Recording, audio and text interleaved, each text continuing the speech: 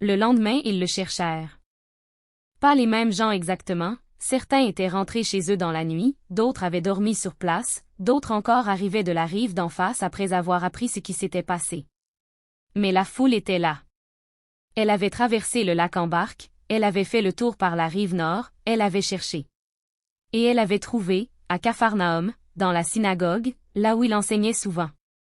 Quelqu'un dit, en le voyant entrer, avec ce mélange de soulagement et de reproche des gens qui ont cherché longtemps quelqu'un qui n'avait pas envie d'être trouvé, « Rabbi, quand es-tu arrivé ici? » Il les regarda.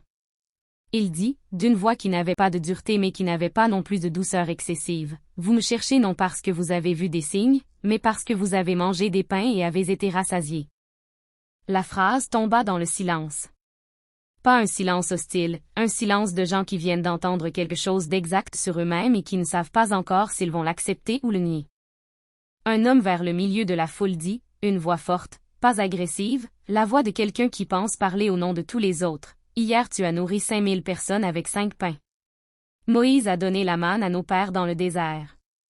Si tu refais ça, si tu continues à faire ça, on te suit.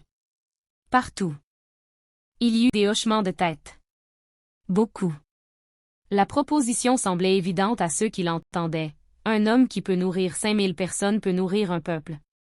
Un homme qui peut nourrir un peuple peut chasser l'occupant.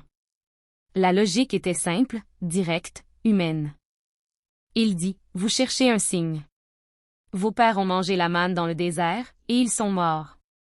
Le pain qui descend du ciel est tel que celui qui en mange ne meurt pas travaillé non pour la nourriture qui périt, mais pour celle qui demeure. L'homme qui avait parlé dit, qu'est-ce qu'on doit faire pour faire les œuvres de Dieu? Il dit, c'est l'œuvre de Dieu, croire en celui qui l'a envoyé. Pierre, assis à côté de Jean, dit à voix basse, ça va se compliquer. Jean dit, oui. Il continua. La foule écoutait, pas aussi bien que la veille. La veille il y avait le pain, la satiété, la chaleur du repas partagé dans un endroit désert. Aujourd'hui il y avait des mots. Des mots difficiles qui demandaient quelque chose que le pain ne demandait pas. Il dit, je suis le pain de vie. Celui qui vient à moi n'aura jamais faim. Celui qui croit en moi n'aura jamais soif. Dans la foule, des gens se regardèrent. Des murmures commencèrent, pas de la colère encore, de la perplexité de gens qui ont suivi quelqu'un qu'ils pensaient comprendre et qui réalisent qu'il y a quelque chose derrière ce qu'ils pensaient. Il dit encore, je suis le pain vivant descendu du ciel. Si quelqu'un mange de ce pain, il vivra éternellement. Et le pain que je donnerai, c'est ma chair, pour la vie du monde. Là la dispute éclata. Pas une dispute contre lui, une dispute dans la foule, des gens qui se retournaient les uns vers les autres, des voix qui montaient.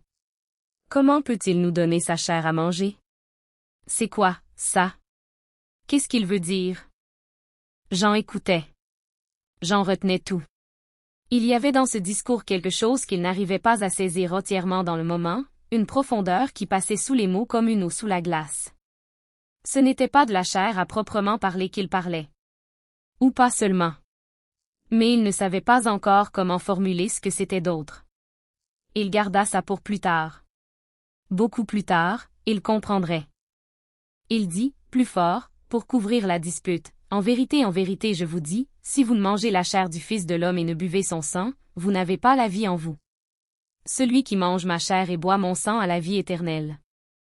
Le silence qui suivit cette phrase était différent des silences précédents. Pas de la perplexité.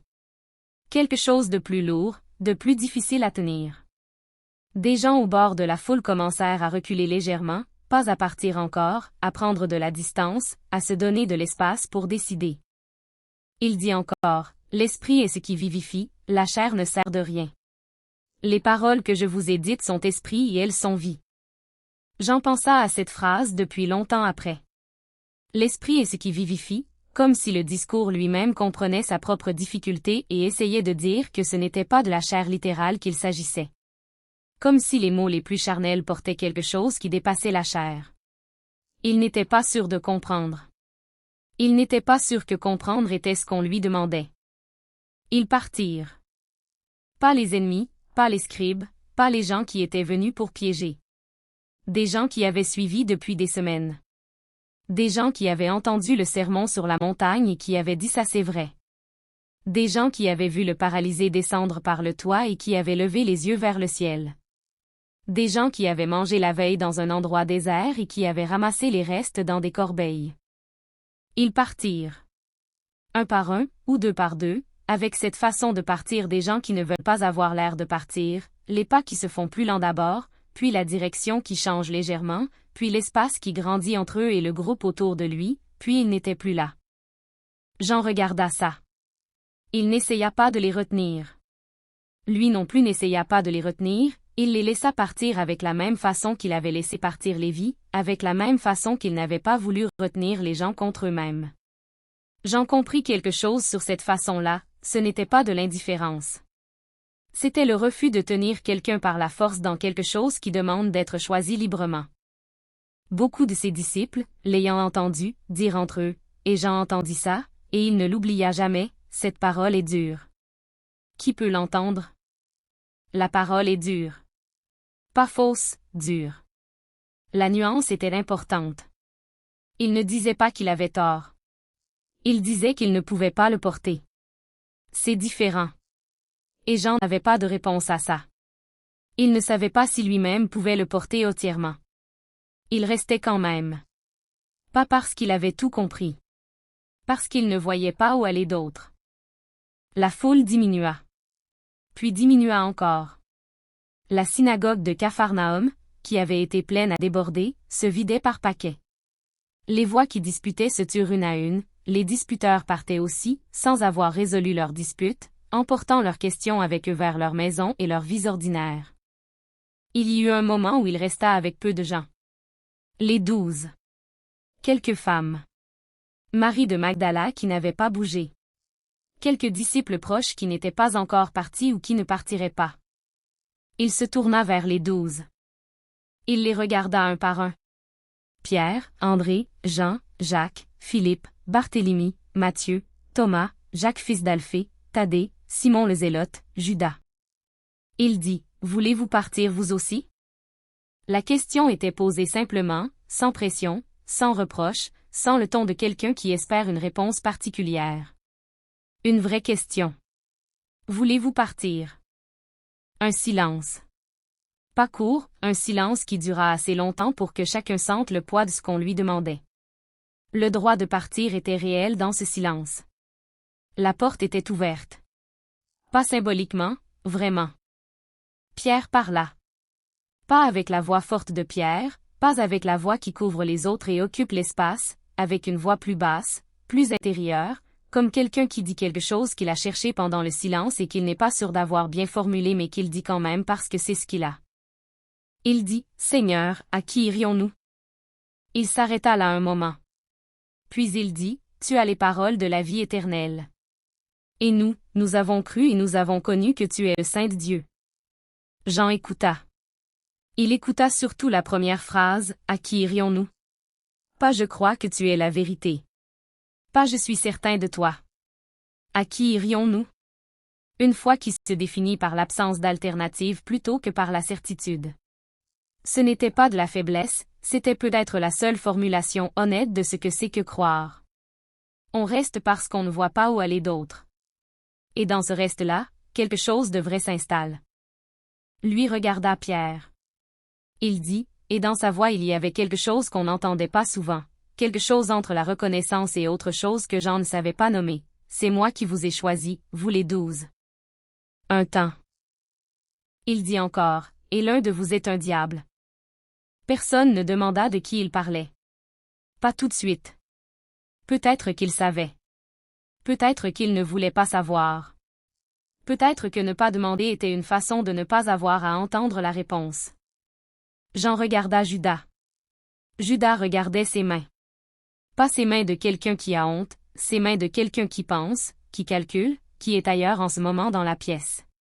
Judas avait cette capacité de se mettre ailleurs mentalement même quand son corps était là, une façon de traiter l'information qui lui venait comme un marchand traite une transaction, séparément, proprement, sans laisser entrer le reste. Jean ne dit rien à Judas. Il ne dit rien à Pierre, qui n'avait rien vu ou qui faisait semblant. Il garda ça. Il le déposa quelque part dans sa mémoire à côté des autres choses qu'il gardait, la phrase sur les sépulcres blanchis, le geste du pain dans l'ordre précis, la veuve et ses 2 pièces, le vieillard au bord de la route qui n'avait rien demandé. La synagogue de Capharnaüm était presque vide maintenant. La lumière de fin d'après-midi entrait par les ouvertures, obliques, dorées, avec ses poussières en suspension qui ne bougent pas dans l'air immobile. Dehors on entendait la ville reprendre ses bruits ordinaires, les marchands, les enfants, quelqu'un qui appelait quelqu'un. Il se leva. Il dit, on part. Ils se levèrent. Ils ramassèrent leurs affaires. Marie de Magdala fut la dernière à se lever, elle resta assise un moment après les autres, les yeux sur l'endroit où il avait parlé, comme quelqu'un qui vérifie qu'elle a bien retenu ce qu'elle a entendu. Puis elle se leva aussi. Ils sortirent dans la lumière de Capharnaüm. Derrière eux la synagogue était vide. Les bancs où 500 personnes s'étaient pressées ce matin pour entendre. Les bancs où il avait dit des choses que beaucoup n'avaient pas pu entendre. Les bancs vides qui gardaient quelque chose dans leur bois, la façon dont les endroits gardent quelque chose des choses qui s'y sont passées, pas du souvenir, quelque chose de plus physique. Une trace. Judas marchait en dernier. Il regardait la route devant lui. Il pensait quelque chose, on ne savait pas quoi. On ne savait jamais vraiment quoi.